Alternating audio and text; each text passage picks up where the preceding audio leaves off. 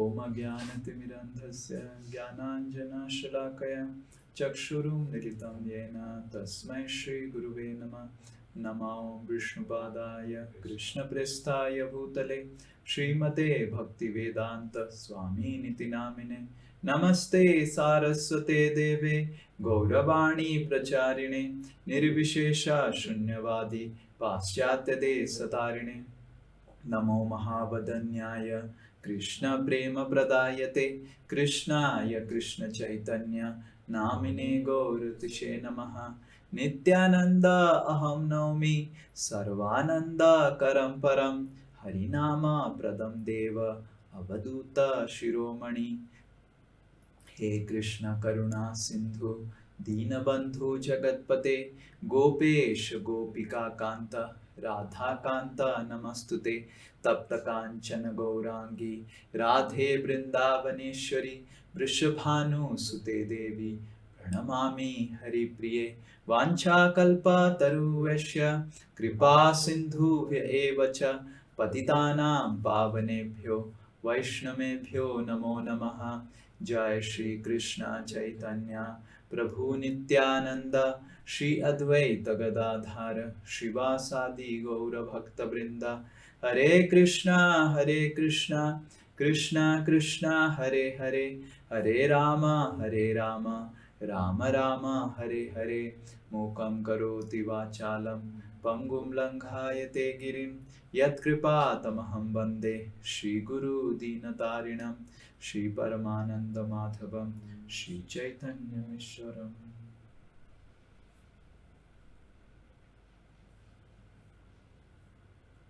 Hare Krishna. Am I audible?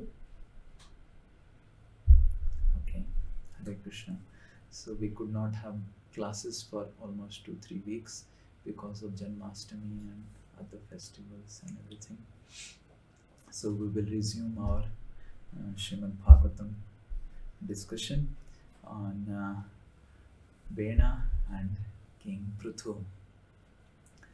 Okay, so if we remember, if all of us remember, if I remember, we discussed about Vena, how Vena's body was churned, and I think his name was Bahuka, was born, and we were discussing about how Vena and Bahuka were different, and the reason of Bahuka's difference, though he had so much of negative qualities, but he had submissiveness to the Brahmanas. So I think we ended there. And then the Brahmanas, after Bahuka was born and he was sent to forest, the Brahmanas started churning the arms of Vena. And when the arms of Vena were churned, from the right side, a male personality appeared, and from the left side, a female personality appeared. And when they appeared, all the Gandharvas, all the Siddhas, the demigods and the denizens, they started sounding conchs and danced and started singing, throwing flowers. And the Brahmanas were so happy just by appearance of this male and female personalities. Everyone was filled with happiness in their heart. All the anxieties, all the everything went away, and everyone was filled with happiness. So the Brahmanas immediately recognized the male personality and said that he is Prithu, and the female as an expansion of goddess of fortune Lakshmi as Archi. So in this way, Prithu and Archi appeared from the arms of Vena. Now when the Brahmanas, they said like this, that he is the supreme person, Vishnu has appeared, and Mother Lakshmi has appeared, Archi has appeared. So immediately all the demigods also started showering flowers, and Brahma came. And when Brahma came, Brahma didn't just accept the Brahmanas just like that. Okay, Prithu, Lord has appeared. Brahma came and started recognizing the signs on the hands of Prithu. And he saw the hands signs, and then he confirmed, yes, he is the Supreme Personality of Godhead. And Srila Prabhupada mentions that this is how we taste the Supreme Personality of Godhead. There has to be specific signs on the palms and also on the soles of the feet. And it's not that anyone or everyone can claim oneself as God. If someone is claiming oneself as God, the qualification of being God is not to create some ass or to create some gold or to send something fly in the air. The qualification of God is, it is mentioned in the scriptures. It is there are signs of Godhead in the personality, and also it is accepted by sadhus and saints. So in this way, Srila Prabhupada explains that how when Prithu and Archi appeared, it was confirmed by Brahma on the basis of the signs mentioned in the scriptures. And then going ahead, Srila Prabhupada also comments in this section that we also need to note down that Prithu and Archi, they appear together. So Sakti and Saktiman should not be separated. Sakti should be always worshipped along with Saktiman, and Saktiman should always be worshipped along with Sakti. And Srila Prabhupada condemns this mode of worshipping the Sakti or Durga Puja or Kali Puja or Sita Puja, Lakshmi Puja without having Narayan Puja. So Srila Prabhupada mentions that Lakshmi and Narayan should be served together. Sita and Ram should be served together. Shiva and Parvati should be served together and worshipped. And Sakti should never be separated from Saktiman. It's actually an offense to separate the Sakti from Saktiman. Rather, it's not just an offense, it's a Ravana mentality, demoniac mentality. Srila Prabhupada mentions that worshipping the Sakti without Saktiman, worshipping Sita, worshipping Lakshmi without Ram and Narayan is demoniac mentality.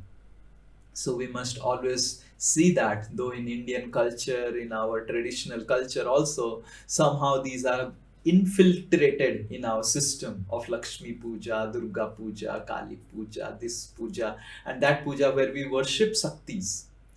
But as Vaishnavas, we must understand with the authority of the scriptures that Sakti should never be worshipped alone, and neither the Saktiman should be worshipped alone. Sakti and Saktiman should be worshipped together. And Radha, Krishna, Sita, Ram, Lakshmi, Narayan, Shiv, Parvati. So there is no problem in worshipping the Saktiman, there is no problem in worshipping the Sakti, but the role of the living entity is to worship them together. Okay, so that's what Srila Prabhupada explains, and it's demoniac to worship the Sakti without the Saktiman. And then when Brahma conforms, immediately so many demigods come one by one to empower Prithu, to give him empowerment.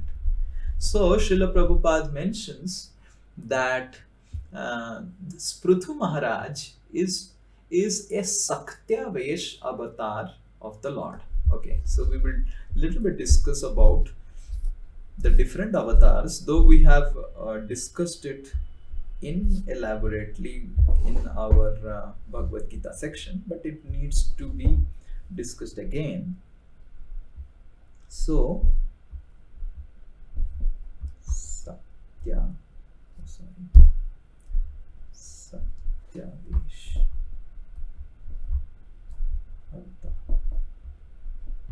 So there are 6 kinds of avatar. Satyavesh avatar, the Guna avatar, the Purusha avatars, the Leela avatars, Manvantar avatar, And the, anyone knows the last one? Yuga. Yuga. Yuga. Okay.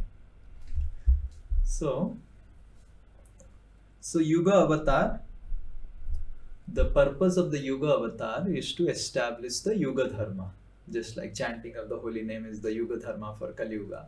So Yuga Avatar comes to establish the Yuga Dharma, right? Manvantar Avatar comes to establish the government or cabinet when a cabinet changes after every Manu. Every Manu, there is a cabinet tenure, just like we have 5-year tenure. So similarly, there is a 71 Divya Yuga tenure of one Manu.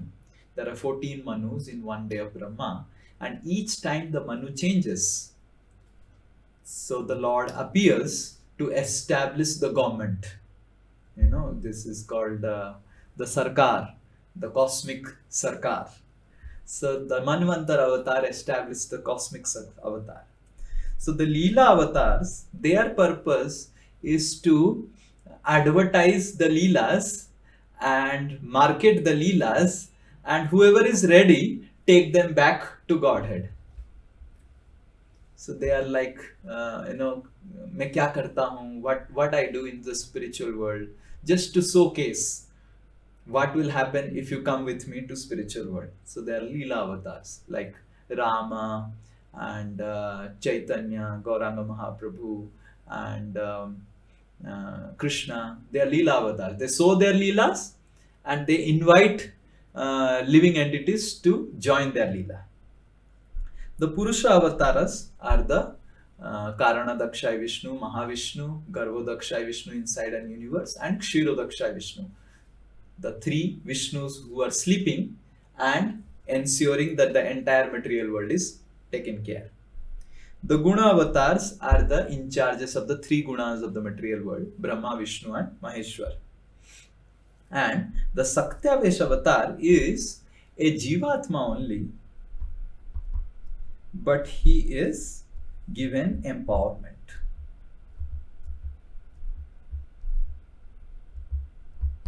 Okay, is given an empowerment.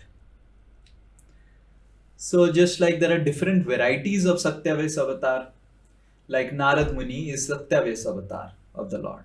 And what is the Sakti that he has got the Avesh of? The Sakti to preach, the Sakti to propagate Krishna consciousness, the Sakti to make people devotees. So Narada, Narayana Dayati iti Narada. One who can give Narayan to others is Narada. So the Sakti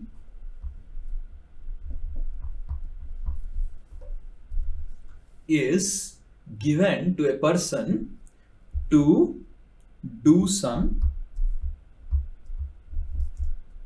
specific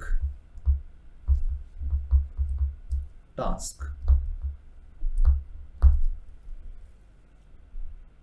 Okay, so some specific task is there, and to do the specific task some Sakti is given, just like Arjuna.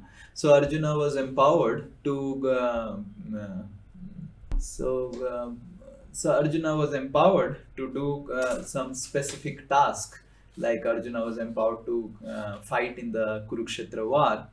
And because Arjuna was empowered, and after Arjuna's job was over, Kurukshetra war is over, Krishna took away all the strength of Arjuna, and Arjuna was defeated by some cowherd boys. So specifically for a specific time, Krishna gives some empowerment, and after that he takes away, right? And during that time, the person behaves like God only. Like we see Srila Prabhupada also, at that before going to West, he was trying to roam around in India. Not a single Indian was becoming devotee. And when he went to West, practically he was worshipped like God, correct?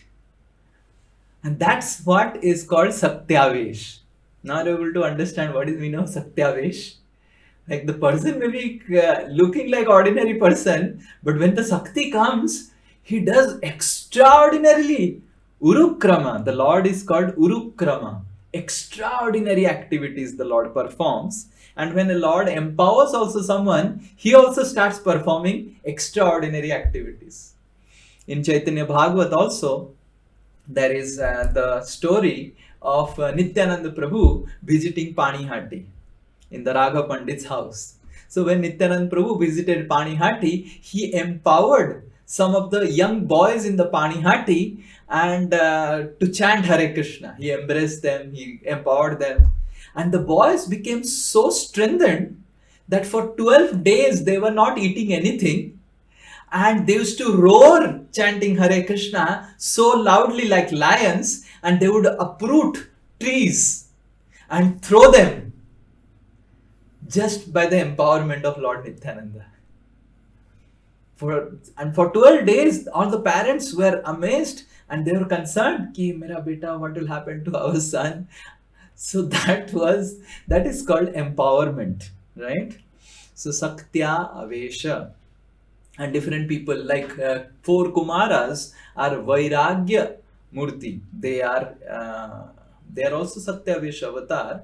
They are empowered to show the example of renunciation. Similarly, Prithu Maharaj is also Satyavesha avatar to show the example of the ruling power, how a king should behave. Though Lord Ramachandra also came to establish the roles of an ideal king, but Ramachandra, he was a Leela avatar.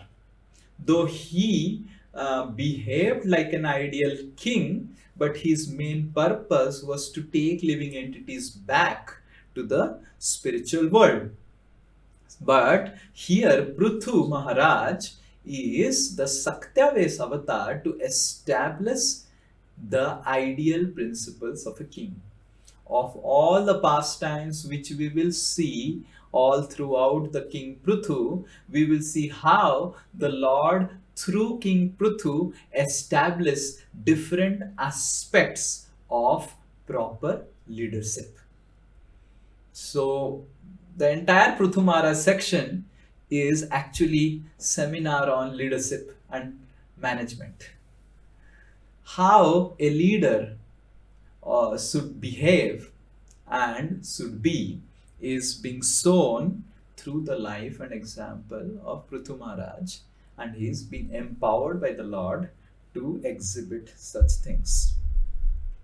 And every empowerment requires, like when the Lord wants to empower someone, the demigods wants to assist the Lord.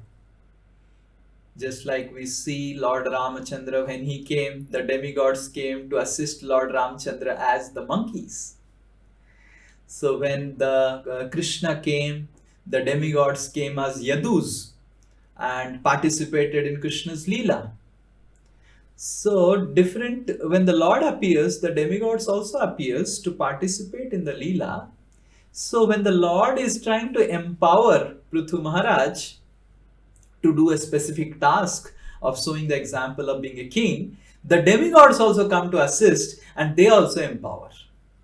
And you will see in this chapter, I don't know what is the chapter number. So in this chapter, we will see that how turn by turn, all different demigods, they come and give different offerings to Prithu and Arjun. So Varun Dev comes, Indra comes, and the yogis, they come, the siddhas from Siddha Lokas, they come. Different people, whatever they are good at, they offer it to Prithu Maharaj and Archie. Lord Shiva comes, Parvati comes, and all different. If you read the translations in your reading group, you can read the translation, you will see what all different offerings are given to Prithu Maharaj and Archie by the demigods to empower Prithu Maharaj. And in the end, Vishnu and Lakshmi also come. Vishnu gives his Sudarshan disc. So Vishnu gives his Sudarshan expansion so that Prithu Maharaj is empowered to do the task. And then there is a special verse which we will discuss today. Okay.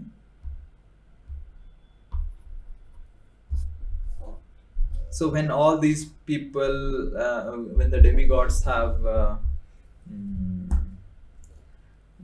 given all empowerment, Lord Vishnu also came, Brahma came, everyone gave different items, and Prithu Maharaj and Archi is being worshipped in a throne, and everyone is coming and offering different items. The different uh, people who are there to praise the king. So the in the court of the king, also in the court of Indra, it's a general principle. There are some peoples called the Sutas, Magadhas, and Bandil. These people in Bengali, they are called the Bhand. How many of you know Bhand? Those who are Bengalis. Gopal Bhand. Okay. So the one is called Bhanda. So Bhandas are jesters. They provide humor to the king. And then there are Sutas. These Sutas, they will recite the glories of the king, the glories of the dynasty of the king. Sutas are basically, they are historical, they keep the history, and then they just like Roma Harshana Sutta, right? So he studied the history of Krishna and the history of different dynasties and all, and that's how the Puranas come. So these are suttas. So the suttas would also record the varieties of histories of the lineage of the person, and they recite. So these suttas, they started glorifying Prithu Maharaj like anything. And when they glorified Prithu Maharaj, this verse comes which we will recite today. Om Namo Bhagavate Vasudevaya. Om Namo Bhagavate Vasudevaya. Om Namo Bhagavate Vasudevaya. Om Namo Bhagavate Vasudevaya. Om Namo Bhagavate Vasudevaya. Tasmat parokshe smadupashrutanyam alam. Tasmat parokshe asmat upashrutam alyam. Karishyatastotram ch vachaha. Karishyastotram api cha vacha. Satyuttama shloka gunanuvade. Satyuttama shloka gunanuvade. Jugupsitam nastavayanti sabhyaha. Jugupsitam nastavayanti sabhyaha. Tasmat parokshe smadupashrutanyala. Tasmat parokshe smad upashrutanyalam. Karishyatastotram ch vachaha. Karishyatastotramapechya vacha. Satyuttama shloka gunanuvade. Satyuttama shloka gunanuvade. Jugupsitam nastavayanti sabhyaha. Jugupsitam nastavayanti sabhyaha. So reading from Srimad Bhagavatam, 4th canto, 15th chapter, text 23. Translation and purport by His Divine Grace A.C. Bhaktivedanta Swami Srila Prabhupada Ki Jai. Translation. O gentle reciters, offer such prayers in due course of time when the qualities of which you have spoken actually manifest themselves in me. The gentle who offer prayers to the Supreme Personality of Godhead do not attribute such qualities to a human being who does not actually have them. Purport. Gentle devotees of the Supreme Personality of Godhead know perfectly well who is God and who is not. Non-devotee impersonalists, however, who have no idea what God is and who never offer prayers to the Supreme Personality of Godhead, are always interested in accepting a human being as God and offering such prayers to him. This is the difference between a devotee and a demon. Demons manufacture their own gods, or a demon himself claims to be a god, following in the footsteps of Ravana and Hiranyakashipu. Although Prithu Maharaj was factually an incarnation of the Supreme Personality of Godhead, he rejected those praises because the qualities of Supreme Person were not yet manifest in him. He wanted to stress that one who does not actually possess these qualities should not try to engage his followers and devotees in offering him glory for them, even though these qualities might manifest in future. If a man who does not factually possess the attributes of a great personality engages his followers in praising him with expectation that such attributes will develop in the future, that sort of praise is actually an insult. Hare Krishna. so, so this is one verse which we wanted to take, and there is one more verse which we'll take. So this Prithu Maharaj is telling that these qualities which you are telling have not yet manifested. You wait. Let me manifest and then you glorify. Don't glorify beforehand. And who knows, I will manifest or not. So, and then we'll read the other verse. This is also a very nice verse. Pruthuruvacha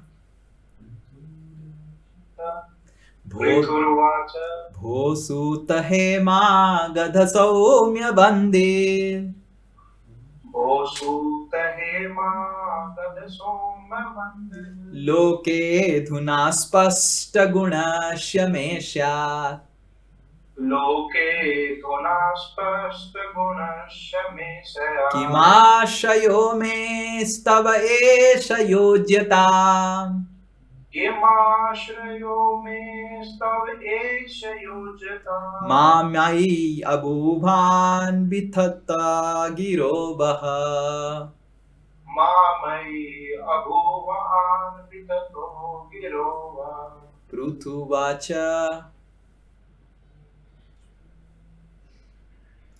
भोसूत Hema गध सौम्य बंदे Osut hemagat somya vande. लोके धुना स्पष्ट गुणाश्यमेष्यात् Loke dhunaspast gunashamesha. किमाश्रयो मे स्तव एष योज्यता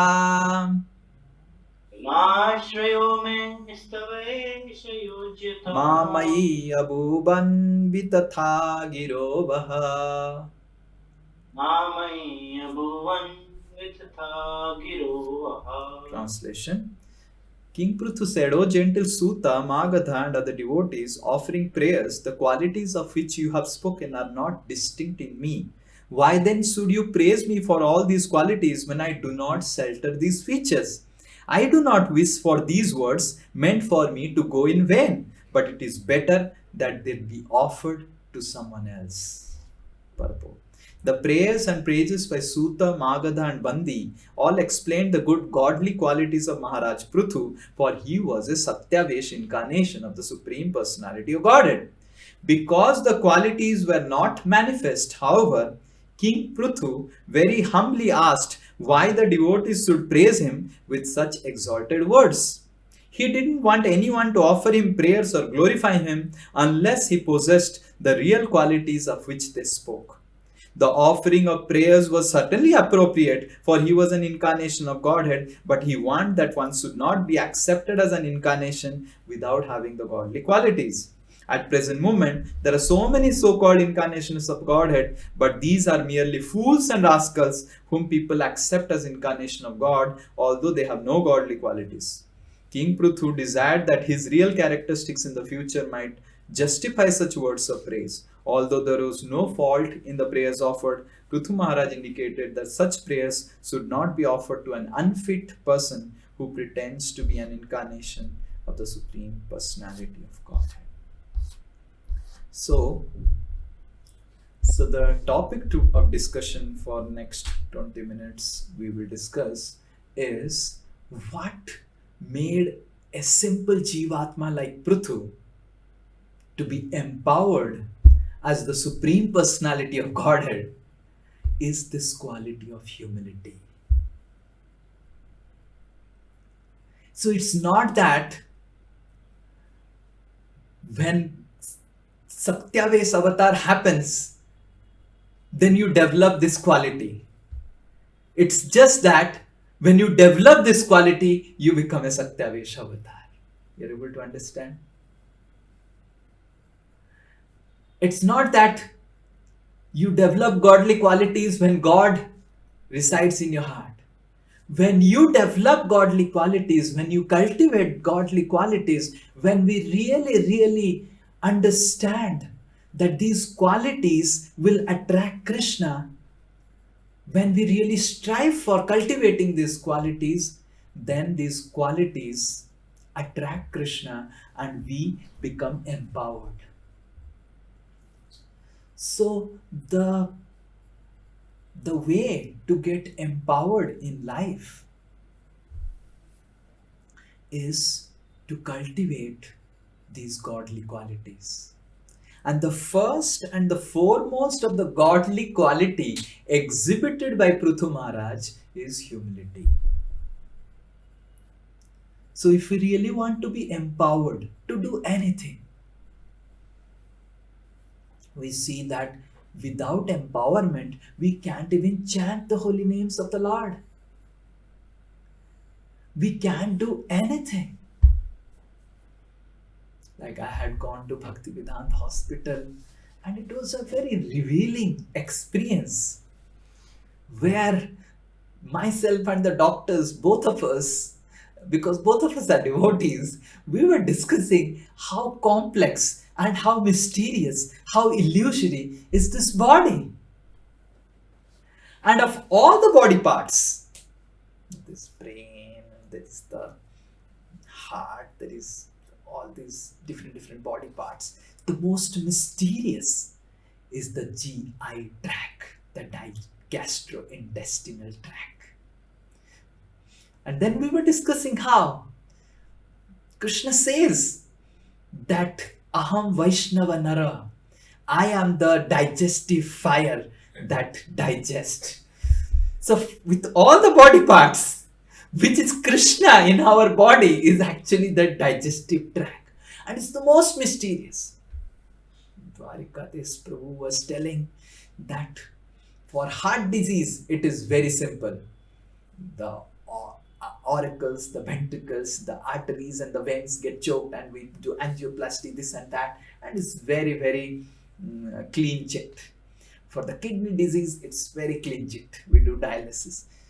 And for brain disease, we do it's all clean checked. But GI tract, it's so mysterious, so complex, there is no clean checked. I said, yes, because this is Krishna. Within our body, this is the Krishna, Vaishnava Nara. So even if we are not empowered, we can't even digest our food, forget about doing anything else in life.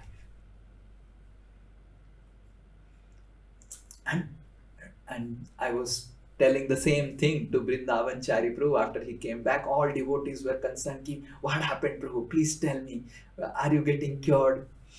I said, I just got revealed that how mysterious and complex is our body. And we were discussing, myself and Vrindavan Chari Prabhu, and he was telling, where is your problem? I said, in the small intestine. And because it's called the small intestine, but it is so big. It is 5 times my size. That's the doctor said. And it is really minimum 4 to 6 times of our height is the small intestine. And it's packed so much. And then Vrindavan Chari Prabhu was telling that it's true. If you take petrol And if you use that petrol to create energy, then the petrol creates energy, but it also creates so much of heat, correct? How many of you agree? You burn the petrol, and if you burn the petrol, it will give you energy, just like the engine and everything. And then that energy also creates heat. But we are also burning the petrol of our food, and that food, when it burns, has to create energy. But if it increases the body temperature, then all the cells will die, correct? So the temperature has to be maintained with 36 degrees Celsius, 98.5 or 6, and still the energy has to come. So then the process has to be very slow. And slowly the food is digested, and it has to go through very long path, and slowly the food is digested. And we don't even know how it's getting digested. You eat it in the night, and in the morning something comes out, and you just throw it out without even thinking for a second how it became like this. If we are little conscious, going to washroom will make us Krishna conscious. Just by going to washroom, which is a very contaminating act. We have to take bath and everything and all those things, and it's stinking. But if we are really conscious, little bit conscious in our life, then going to washroom will tell us, I didn't do anything for this. And it came out and gave me so much of energy. So we need to understand that without empowerment of Krishna, the Jivatma can't do anything. And the real empowerment comes in a person who is humble. When a person develops or cultivates good qualities, godly qualities, then empowerment comes. And Prithu is empowered not because he is chosen one somehow from the lottery. You have seen, in Bengal there is a lot of lottery system, and there is this lottery jackpot, and then a person, maybe a film star, puts her hand and takes out a check. Oh, Sumit Gupta, you have won 1 crore rupees. Haribol. Lottery. So it's not like that. There is a lottery system. Oh, Prithu is the next Supreme Personality of Godhead. It's not like that. It's not a jackpot lottery that Prithu Maharaj was chosen randomly by the Supreme Personality of Godhead. But Prithu Maharaj, because he exhibited these qualities, he was empowered to become the Supreme Personality of Godhead and to set the right example. So these qualities are godly qualities, which means that God will come and reside in our heart and empower us only when we try cultivating these qualities. And the first and foremost, as explained in Srimad Bhagavatam, is the quality of humility. And there are so many things about humility we can speak about, but we will speak 4 things about humility. And we will speak about what is not humility. Okay?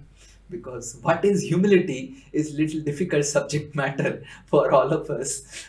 Because we have to really understand that we cannot be humble.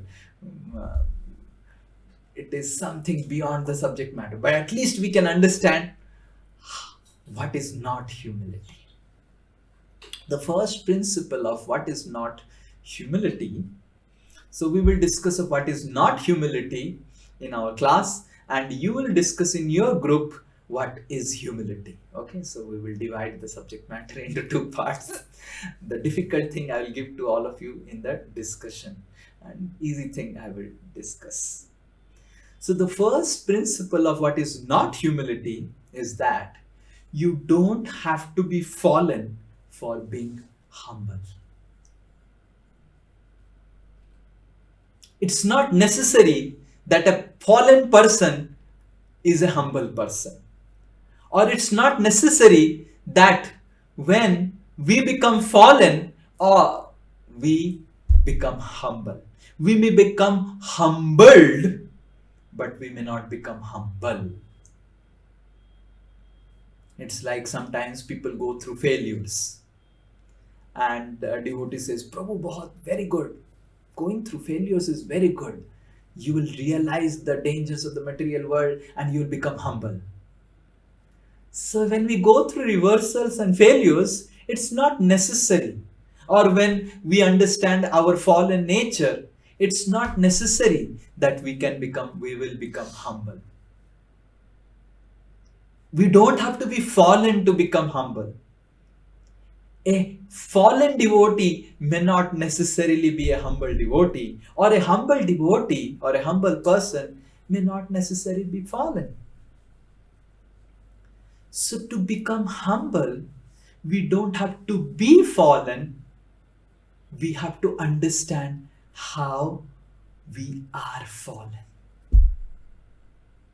without the shelter of Krishna. So a humble person understands that if I don't take shelter of Krishna, I can fall down at any moment. He may be a great person. He may be the most glorious person. But humility means to understand all the glories I have, all the good qualities that I have, all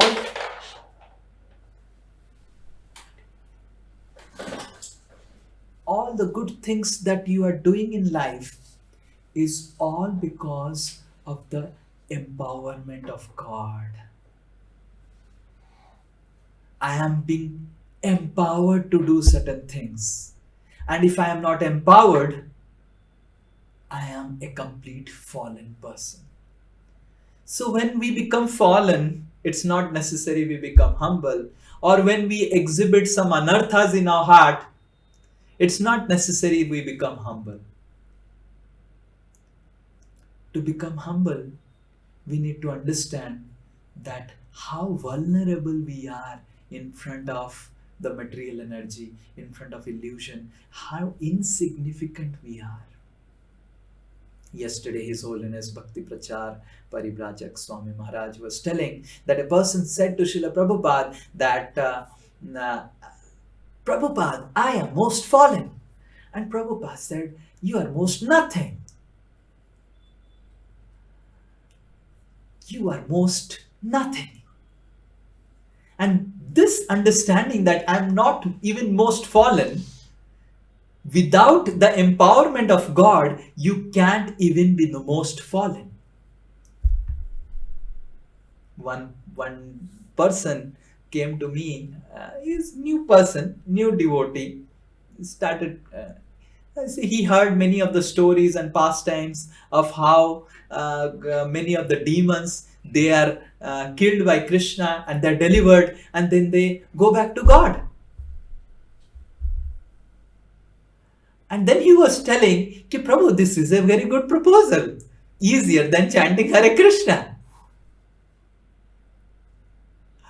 Chanting Hare Krishna, you go back to Godhead, but let us do sinful activities like Ravana, like Hiranyakashipu, like Jagai and Madhai.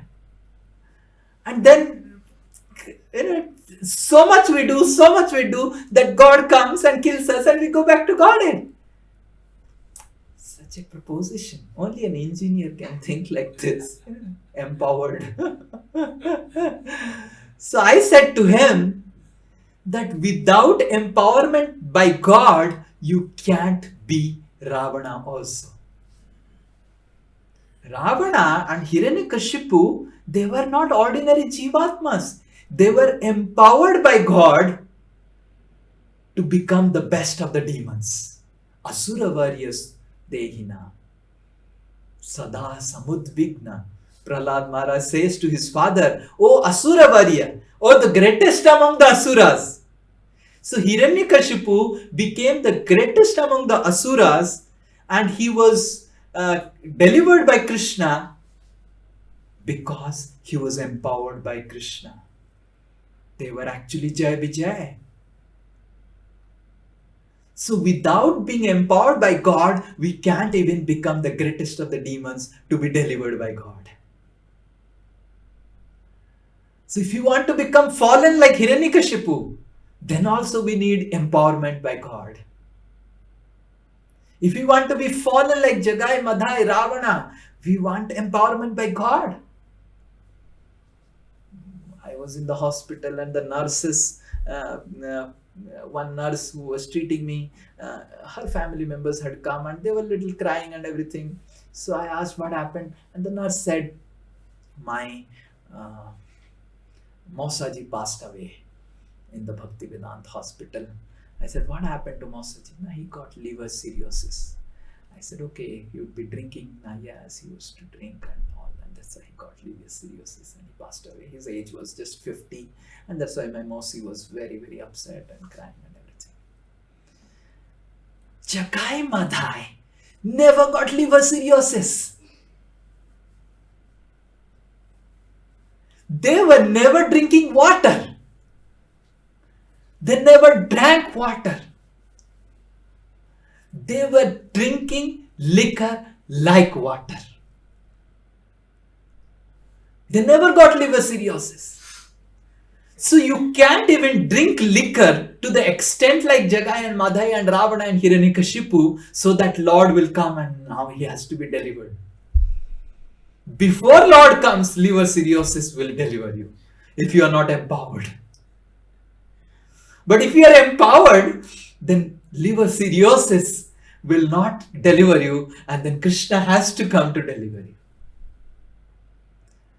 So to be fallen, to break the four regulative principles to an extent that Krishna comes to deliver you, you need empowerment. Whether it is negative empowerment or positive empowerment, the Jivatma is simply insignificant. It is not that we have to become fallen to become humble. We need to understand we are fallen. We are so insignificant that we are completely vulnerable. And when we understand that, then we truly become humble.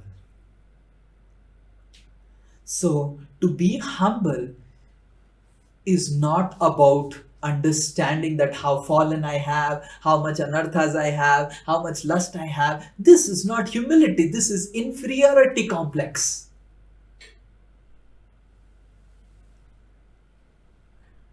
But a humble person says that, oh Krishna, if you don't help me, I will be simply infested with lust.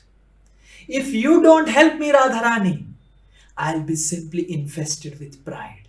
If you don't help me, Nityananda Prabhu, I will simply get affected by illusion.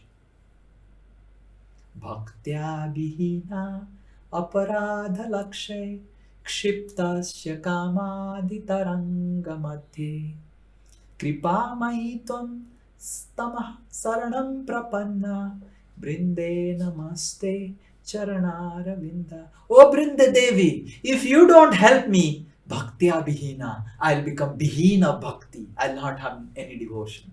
Aparadha Lakshe, I'll simply commit offenses. Kshiptasya Kamadi Taranga Madhye, I'll be diving and tossing in the waves of lust, anger, pride, and all the six anarthas. And only when you help, O Brinda Devi, then I will be saved from these things. So this is humility. Whether we may have anarthas or may not have anarthas, we need to understand, if I don't take shelter of Krishna, I am in a very, very dangerous, precarious situation. Even if I'm a great soul, I may be fallen at any point of time if I don't take shelter of Krishna. So, this is the first principle of humility, that you don't have to be fallen to become humble. You just have to recognize that you are always fallen. We are always vulnerable. We are always helpless. We are simply insignificant. Even to break the four regulative principles, we need empowerment by Krishna. The second principle is humility is not an excuse for inactivity and lethargy.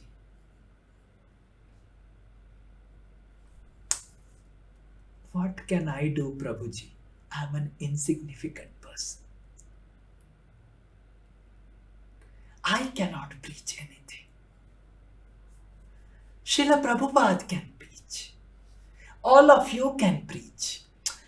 I cannot do anything, Prabhuji. Can I do some preaching? I'm a fallen person. This is not humility. This is lethargy.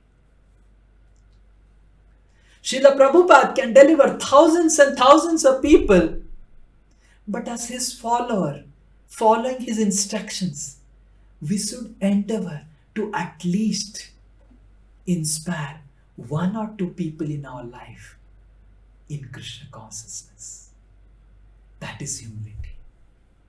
Yes, Srila Prabhupada is empowered to deliver so many people, but at least to please Srila Prabhupada, to please Chaitanya Mahaprabhu, let me assist them and do something for them. This is a humble person. A proud person thinks that only when I am empowered by Srila Prabhupada I will start preaching. Only when I develop love for God and I am crying and tears I will start preaching. But a humble person understands that whatever I am, in whatever state I am, let me assist Chaitanya Mahaprabhu. If I have developed squirrel-like abilities, let me distribute those squirrel-like abilities to others. So a humble person is not necessarily, I cannot do anything. Arjuna didn't say that, oh Krishna, you have revealed that you are everything. So now you fight and I'm just sitting. So humility is not an excuse for lethargy and inactivity. Humility is acting with right intention, purpose, and understanding that I am doing for the pleasure of Krishna and I can do this only when Krishna empowers me. So we need to understand that if I am humble and if I am ready to do something for Krishna, Krishna will empower me to do further things. A saint is not made overnight. We don't become a saint overnight. We become saint day by day, showing commitments to Krishna. Little by little, when Krishna sees that this person wants to serve me, this person wants to advance towards me, he will empower us to become great, to become godly, to become saint. So the second principle of humility is, or the misconception of humility is, a humble person is, oh, I cannot do anything. I cannot do anything. Or sometimes the humble person is just, oh Prabhu, what I can do. Yes, you can't do anything. We can't do anything, but we do everything. Why we do everything? Just to give pleasure to Krishna. We know that we can't do anything, but we still do everything. We know that we can't take care of our body, but we still take care of our body. We know that we can't take care of our family, but we still take care of our family. So a humble person is very responsible. He is very dedicated. He is ultra responsible in the most detached way. Only a person who is humble can be responsible and detached. Sometimes we think an inactive person who is just speaking nice words is very humble. But a humble person is always detached and is very responsible. Because he knows that it is my duty to serve Krishna. I am Krishna's servant. It is not Krishna's duty to serve me. It is my duty to serve him. Let me take care of everything in such a way that Krishna doesn't have to get bothered to serve me. The third principle about what is not humility. Humility is not self-condemnation, but super self-glorification. Sometimes we condemn ourselves. Prabhu, I am this, I am that. You don't know. I am so fallen. I am this and that and this and that and that. Just condemning yourself or trying to distract yourself from whatever good qualities you have is not humility. Here Prithu Maharaj is not telling, don't appreciate me. He is telling, appreciate to that extent whatever qualities I am showing. Be genuine. Sometimes some devotees glorify us. Oh Prabhu, I don't have anything. I don't have anything. That is not a humility. I am just a fallen person, Prabhu. You don't know how many anarthas I have. That is not humility. If I have some good quality, to acknowledge that this good quality has come because of Guru and Krishna is humility. Real humility is to glorify Krishna. Real humility is to glorify Guru. Real humility is not to condemn oneself. To condemn oneself is also a type of pride. मैं तो क्या हूँ प्रभु जी, मैं तो कुछ नहीं हूँ, मैं तो बहुत फॉलन हूँ, मैं तो ये हूँ, मैं तो वो हूँ. Yes, if we are fallen, then why to speak we are fallen? Let's glorify who is not fallen, that is Achyuta. If something is a reality, if the sun comes in the east, then why to speak? The sun comes in the east, the sun comes. Tell something special.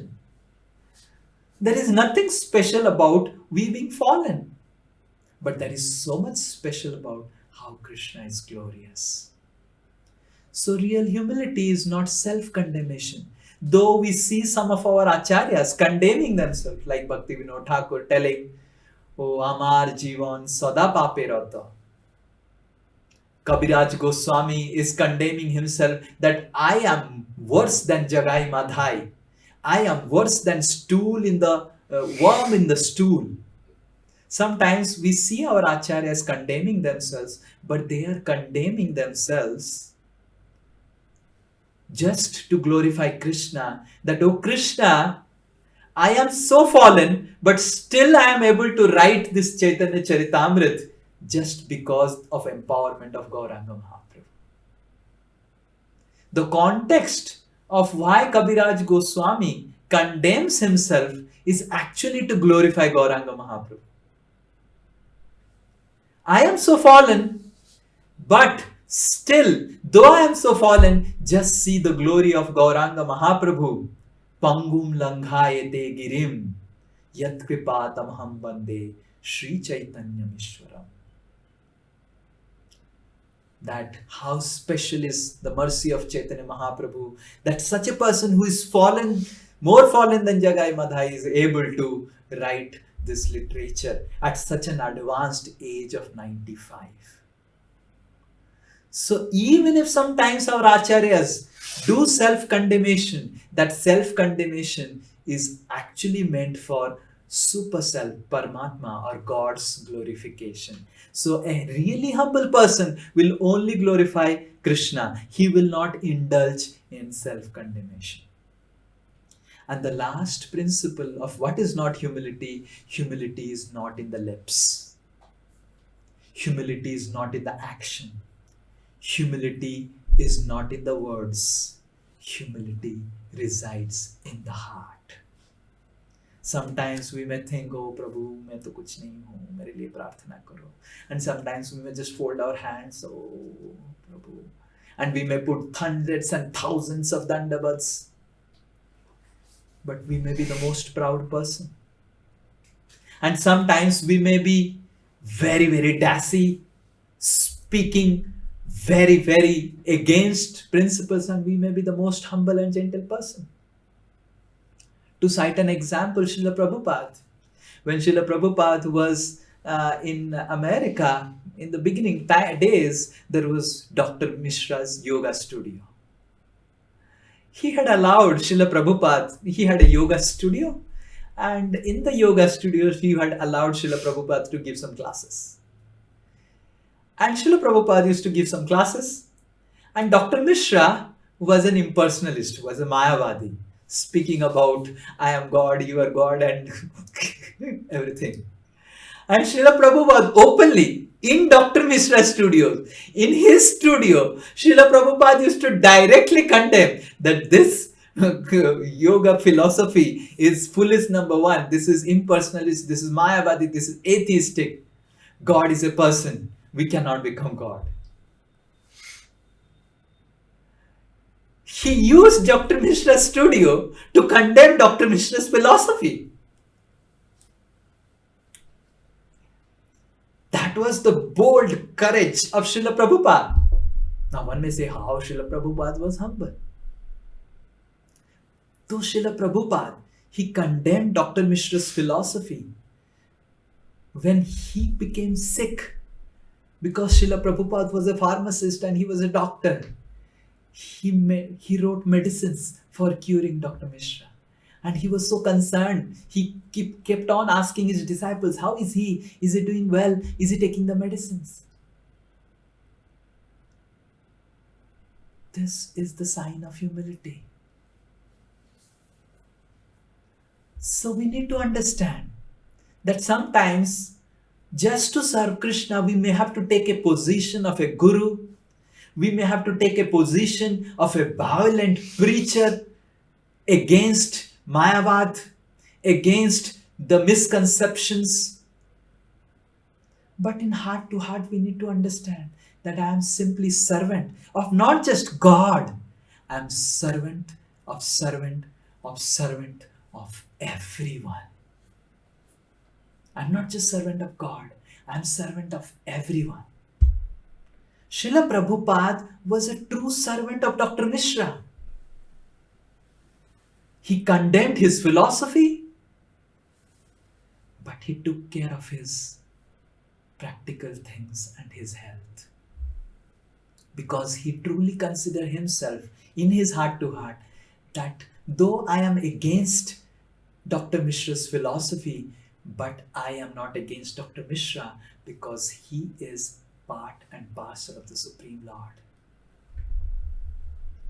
So we may be against someone's ideology, philosophy, because it is against the scriptures.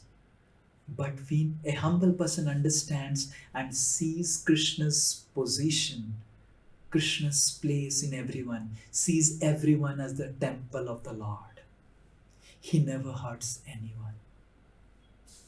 So, humility is not just in lips. In lips, sometimes we may speak proud words. In lips, we sometimes condemn something. But it's not necessary that he is a proud person. And in lips, sometimes we may speak humble words, and it is not necessary that person is humble.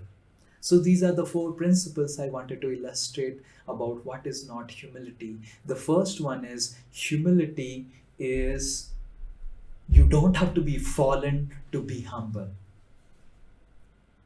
We are already humble. We are already fallen. We have to realize how we are humble, how we are fallen. The second principle is humility is not an excuse for inactivity or lethargy. If a person is empowered like Srila Prabhupada, he preaches like Srila Prabhupada. And if he is not empowered, he preaches like all of us. Do whatever service we can do for Srila Prabhupada and Gauranga Mahaprabhu. Humility is not an excuse for inactivity or lethargy. The third principle, humility is not self-condemnation, but super self-glorification. It is glorification of the Lord. And even if our acharyas sometimes condemn themselves, it is made in the context to glorify Krishna. It is not made in a context to condemn themselves. And the fourth principle is humility is not in our lips, not in the words, it is actually in our heart. Sometimes we may speak and act in not traditionally humble ways, but we may be fully humble in our heart, considering ourselves as servant of God and all his living entities. Hare Krishna, Krishna Krishna, Hare Hare, Hare Ram, Ram Ram, Hare Hare. Srila Prabhupada ki jai. Yes, is there any question? Hare Krishna, Prabhuji, Dandavat Pranam. Yes. Prabhuji, you told if you have developed the good qualities, godly qualities, then you have to not wait. Now, God will come and teach you the good qualities. If you cultivate good qualities, then some divine power will come. And Prabhuji, you cultivate good qualities. Suppose I am cultivating good qualities, like I will not harm anybody, or I will speak stuff. So that you missed the point. We cannot cultivate good qualities. We can only cultivate humility. Our position is we cannot even become good without the mercy of God. The only thing that living entity can cultivate, humility. And humility can be cultivated because humility need not be cultivated. It is our natural position. Because humility is our natural position, that is how we need not cultivate humility. And if we go to our natural position, all other good qualities will manifest in our heart. So you cannot cultivate gratitude, you cannot cultivate generosity, you cannot cultivate kindness. All these things you cannot cultivate. These qualities cannot be cultivated.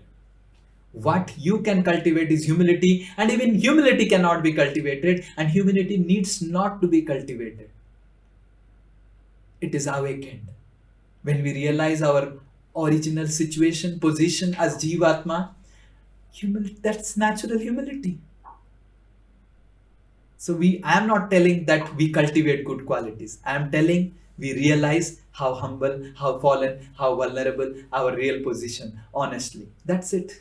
If you realize your honest position, then you are humble. And if you become humble, then Krishna will empower with you all good qualities. He will come and reside in your heart. Is this clear? Do you understand?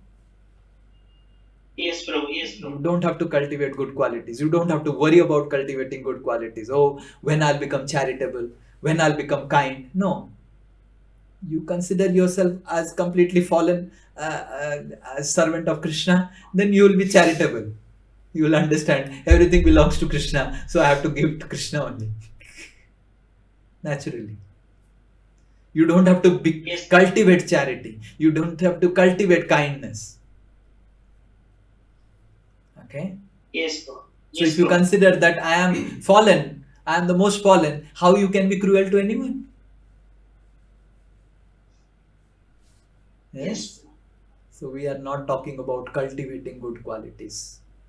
We are not talking about cultivating positive. We are simply talking about Trinadapi Sunichena. And Lord Chaitanya says, if you do Trinadapi Sunichena, Taroriva Sahishnuna will come, Amanina will come, Manadena will come. Humility is the foundation principle that grows all other qualities in our life. So what we can do is Trinadapi Sunichena. What will awaken in our heart if you do Trinadapi Sunichena automatically is Taroriva Sahishnuna, is Amanina, is Manadena, and Kirtaniya Sadahari. These are the 4 things that manifest in a humble person. He becomes tolerant, he never expects any respect from others, he always respects others, and he continuously chants the holy name of the Lord. So these 4 things will automatically manifest, and many other things will manifest. Lord Chaitanya says that what will manifest? Na dhanam, na janam, na sundarim. You will not get attached to anything of this world. All these things will manifest. Trinadapi Sunichena. We just understand how I am simply a straw. I am so vulnerable. Okay? Yes, Prabhu. Yeah, thank you. Hare Krishna. Yes, Tarun Prabhu. Then Hari Govind. Prabhu, Prithu Maharaj is Jivatma, and so he has all the signs of Bhagwan, because it's a Satyavesh avatar. My question is whether all Satyavesh avatar have these signs, or for that matter, whether all 6 types of avatar have these signs. Okay, very good question. So all the 6 avatars, they manifest these signs in different proportions. The lotus feet of Krishna, because he is avatari, and the lotus feet of Srimati Radharani, because she is the avatari of the Sakti Tattva, it has all the symptoms, all the footprints of the Vishnu Tattva. So when a person is a Satyavesh avatar, he may or may not exhibit all the signs of the Supreme Personality of Godhead, right? But definitely some of the signs of the Supreme Personality of Godhead has to exhibit. The symbols on the hand is one of the signs. There are 32 symbols of the Supreme Personality of Godhead, which is mentioned in Chaitanya Charitamrita. Of these 32 symbols, some of the Satyavesh avatars may manifest all 30, 25, 28, 22, 20, 15, 10, depending upon the proportion of how much Lord wants to empower them. The Vishnu Tattvas, they manifest the entire 32. And Krishna manifests 4 special qualities other than the Vishnu Tattva, which we discussed in Janmashtami. Krishna also manifests all the 32 qualities, but he exhibits these 32 qualities in more special, unique way, which is not done by the Vishnu Tattvas. So the footprints and symbols are just one among the 32. So there are other 31 ways to determine he is a Supreme Personality of Godhead. So sometimes a living entity who is a Satyavesh avatar may not have all the footprints, but he may exhibit all other things. Okay? Yes? Yes, clear? Okay. Hare Krishna. Yes. So Vihari Govind Prabhu. Hare Krishna Prabhu.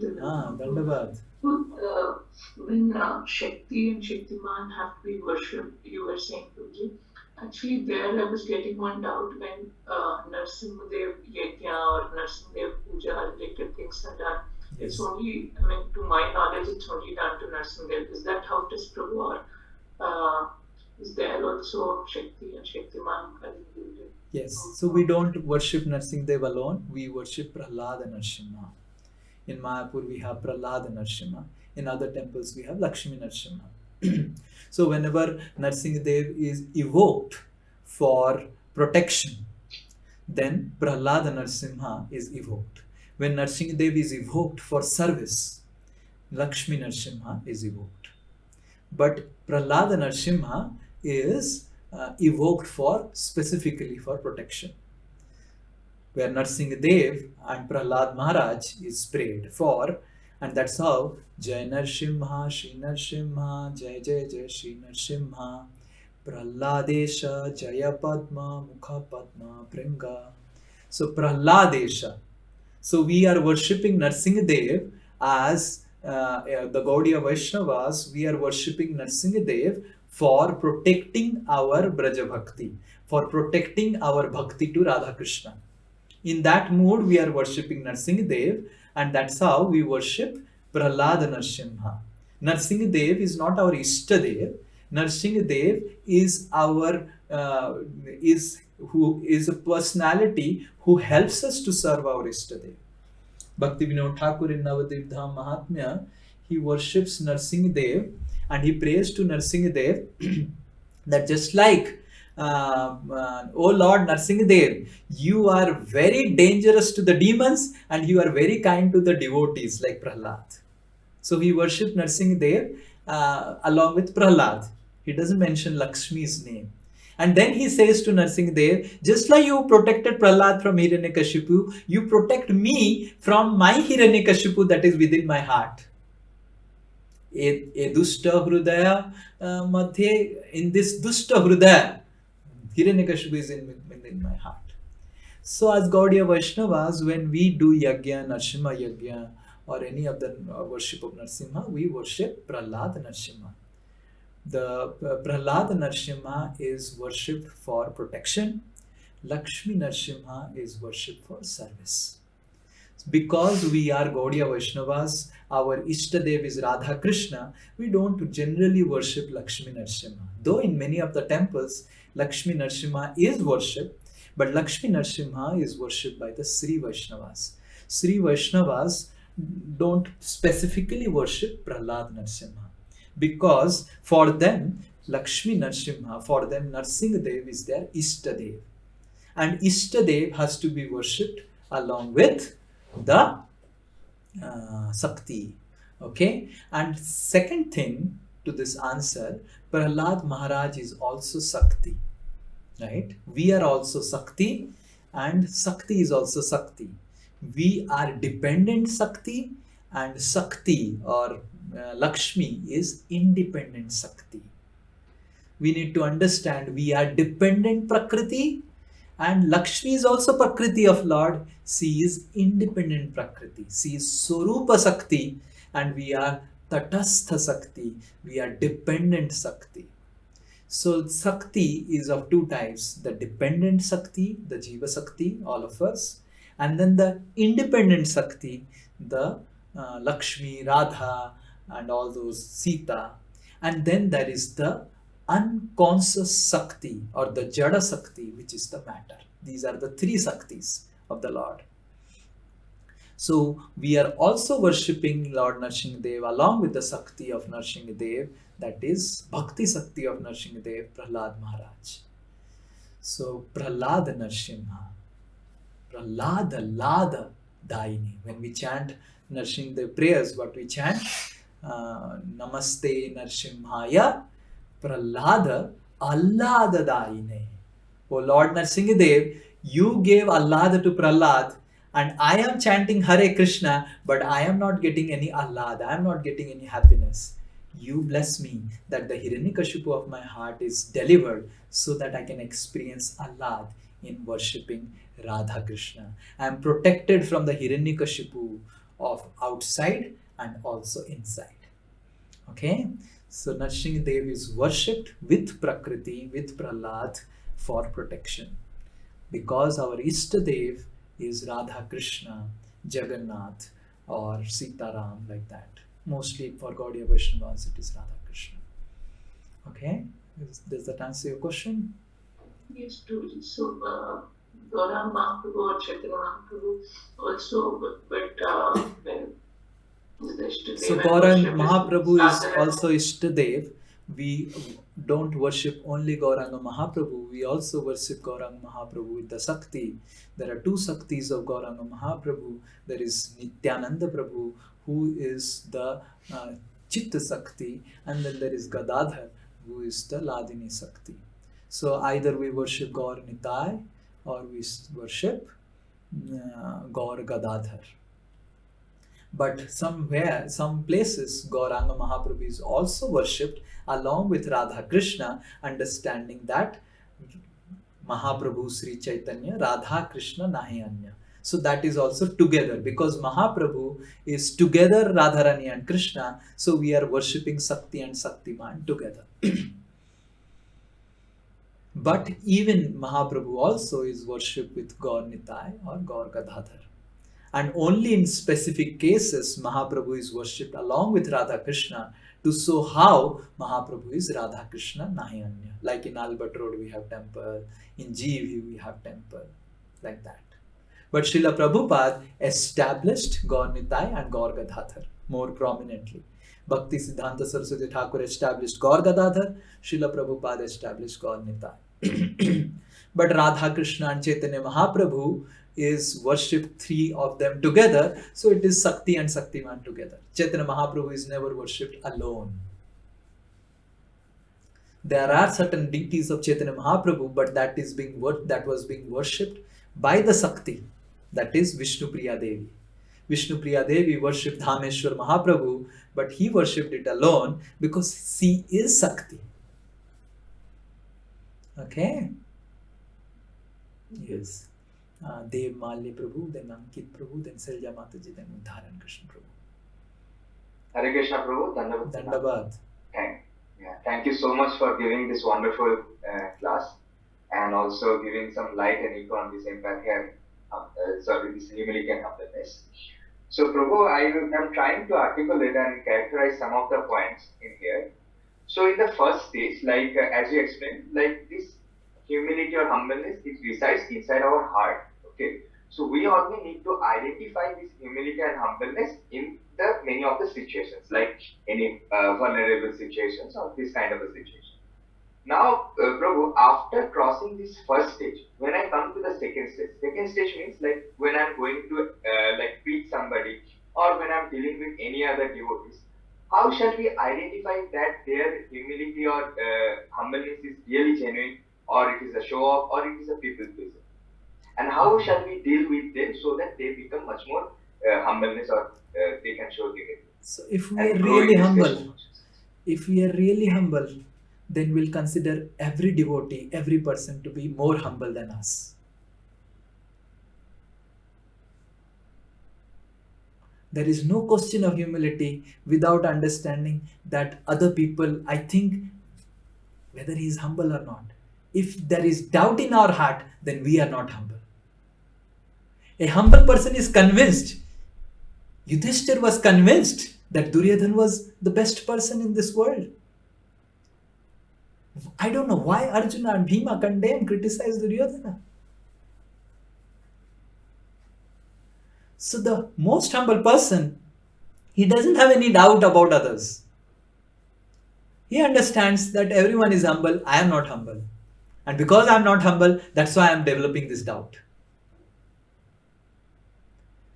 So when we are humble and we are dealing with persons, anyone, we understand that that person is more humble than me. He is not proud. And he never tries to test whether he is actually humble, not humble. Who am I to test anyone? If I am humble, I am the most fallen. I have nothing. Then if I have nothing, my doubt is also nothing. Everything in me is nothing. The doubt that I have in my heart, that whether Sri Nitai Das is humble or not, who cares? It's nothing. When I think I am great, I consider my doubt also is great. My confusion is also great. My judgment is also great. My interactions with others has to be also great.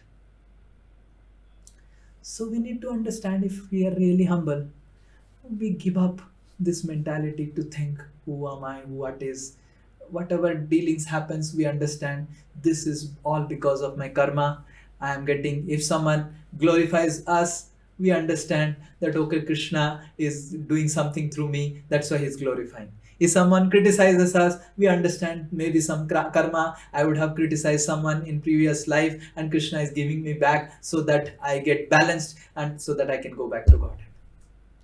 So the humble person never sees the other person as the subject. He always sees himself as the subject. Yes? So in our dealings, if we are humble, then we will never try to judge. We will only judge ourselves. This happened to me. This happened to me because I was at fault. Okay. But Prabhu, as you were explaining, like we have to think like I am fallen or somebody. We don't have to think we are fallen. We are fallen. Yeah. Thinking we are fallen, then we are not humble. If you have to think that you are fallen, then you are not humble. Okay. Okay. But how can I compare this one with the first point? Like you don't have to be fallen for being humble. So that is like what I am telling you. You don't have to be fallen. You are already fallen. Okay. When you think I am fallen, then you are not humble.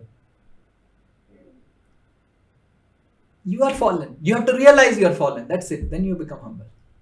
You are not, I am not thinking I am fallen. I am fallen. I am not putting an imposition on myself that I am fallen. Oh, I am fallen. I am fallen. I am not trying to figure out different situations how with analysis I am fallen. No, you don't have. We don't have to make any analysis. We don't have to make any analysis. We are fallen. That's it. Just like we don't have to make any analysis. In the beginning time, we may have to make analysis whether I am Jivatma or not. After some time, we just accept the reality and understand this is the reality. I am Jivatma. So similarly, humble person, he just accepts the reality. I am fallen. I am insignificant. That's it. No discussion. If someone appreciates me, I am insignificant. Who cares? You are appreciating something of Krishna, which is I am exhibiting because of mercy of Guru. If someone criticizes, obviously, I am insignificant. So,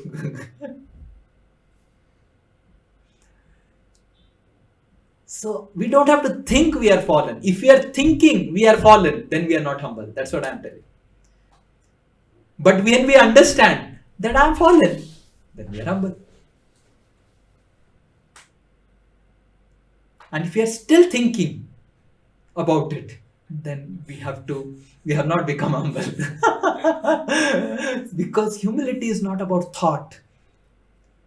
Humility is not about analysis. Humility is not about intellectualism. Humility is not about, it is our identity. It is not about that I feel good when I am humble. It is not that I analyze, oh, I am humble. It's my identity. I am humble. I am fallen. I am most insignificant. And it's not that I am miserable about it. I am happy about it. Oh, Prabhu, now I understood I am insignificant. Coming to ISKCON has been very bad.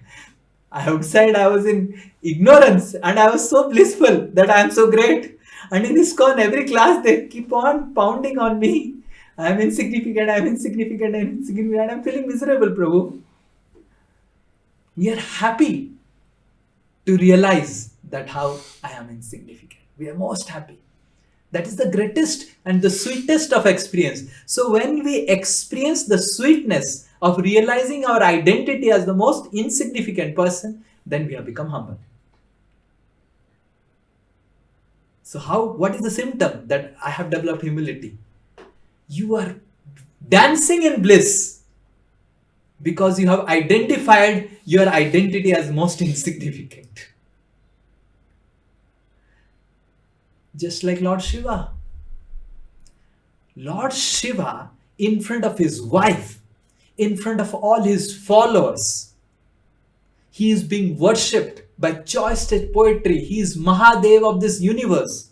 In front of his wife, in front of all his followers, in front of Brahma, in front of all the demigods, He released his semen in front of Mohini Murthy. And he was not feeling bad. What is expected more from an insignificant person like me? He glorified Vishnu. And he was happy.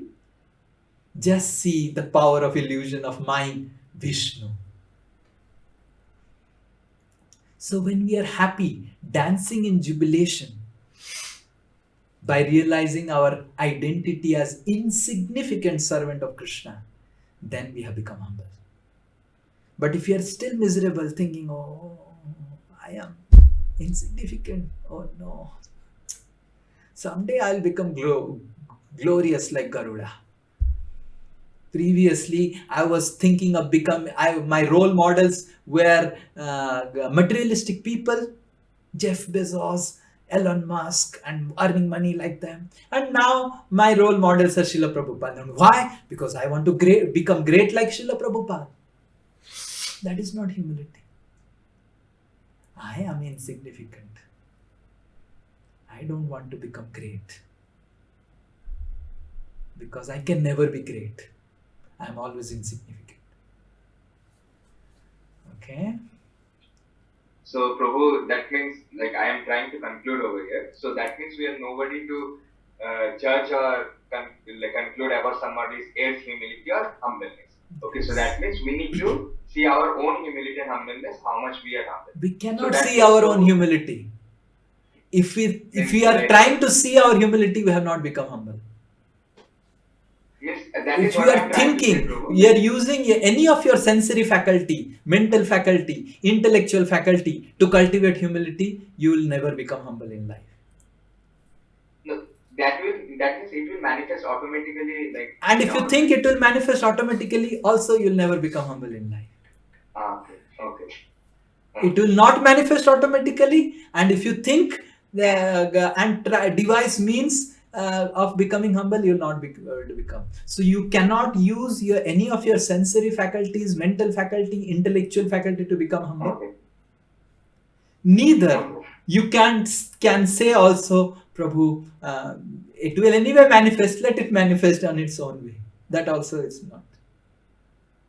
Okay. You have to simply realize and study and more and more meditate how insignificant you are.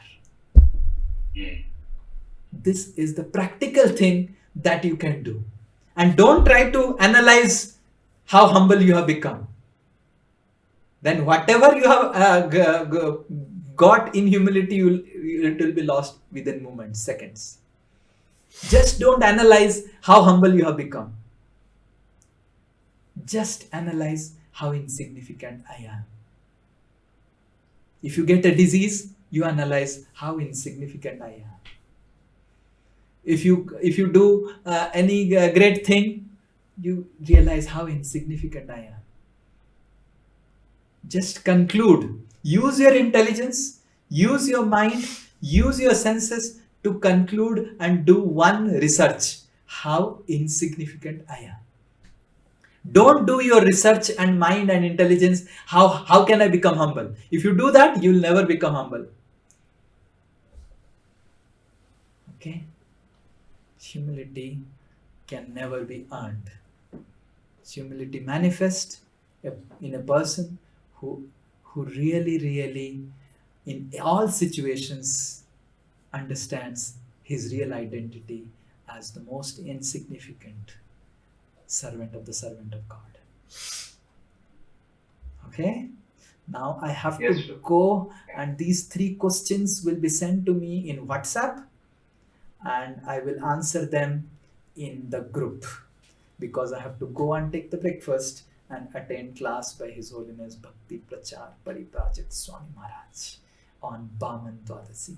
Hare Krishna, Shri Shri Baman Dev ki Jai, Srila Prabhupada ki Jai, Samavet Gaur Bhakta Vrinda ki Jai. Hare Krishna, thank you so much.